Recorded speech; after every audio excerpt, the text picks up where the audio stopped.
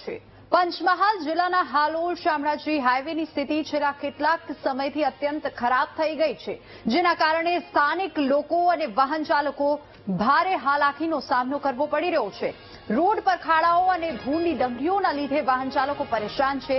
મધવાસ ગામ નજીક રોડની ખરાબ સ્થિતિને કારણે એક બાઇક સવાર સ્લીપ થઈને પડી ગયો, જેમાં તેને ગંભીર ઈજાઓ થઈ અને સ્થાનિકોએ તેને 108 એમ્બ્યુલન્સ મારફતે હોસ્પિટલ પહોંચાડ્યો હતો। ચોમાસામાં હાઈવેની સ્થિતિ વધુ ખરાબ થઈ છે। સ્થાનિકોનો આક્ષેપ છે કે તંત્ર દ્વારા ખાડા પૂરવાની કામગીરી માત્ર દેખાડા પૂરતી જ થાય છે। વારંવારની રજૂઆતો છતાં તંત્ર દ્વારા કોઈ નક્કર કાર્યવાહી કરવામાં નથી આવતી, જેનાથી સ્થાનિકોમાં ભારે રોષ ફેલાયો છે। અને મહત્વનું છે કે કલાકોથી ગોધરા જતા રસ્તે માત્ર 25 કિલોમીટરના અંતરમાં એક ટોલ બૂથ આવેલો છે, જ્યાં સ્થાનિકો અને ભારે વાહનો પાસેથી 115 થી માંડીને 585 સુધી ટોલની રકમ ઉઘરાવવામાં આવે છે।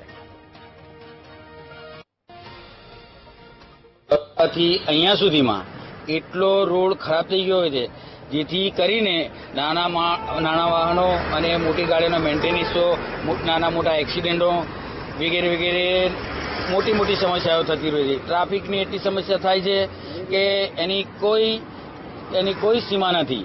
એવા વારંવાર કોઈ જગ્યાએ એક્સિડન્ટો થઈ જાય છે। 5 થી 6 મહિનાથી આવા નવી કન્ડિશન છે।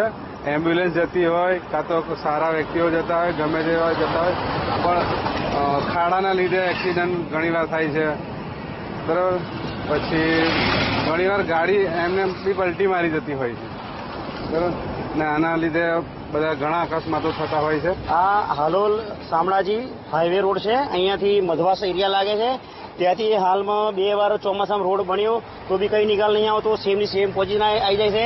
બાઇક છે, 2 વ્હીલર છે, સ્લીપ મારી જવાનો ચાન્સ છે, એક્સિડન્ટ થવાનો ચાન્સ રહેશે। અવર જવર ડેલીની 24 કલાક રહેશે। એમ્બ્યુલન્સ બી ઘણીવાર અવર જવર રહેશે અને કોઈકને તકલીફ પડે, બાઇક વાળા સ્લીપ भी मारी सके છે, एक्सीडेंट होना चांसेस વધારે છે। इधर रोड बिल्कुल खड्डे वड्डे हैं, गाड़ी में भी नुकसान हो रहा है और टोल पूरा ले रहे हैं ये लोग। रोड का काम भी नहीं हो रहा है, गाड़ी और माल में भी माल डैमेज होने की वो है।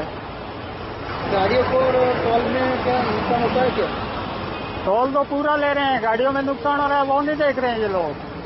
टोल पूरा वसूला जा रहा है, रोड का काम सही नहीं है, पूरे खड्डे पड़ रहे हैं रोड पे।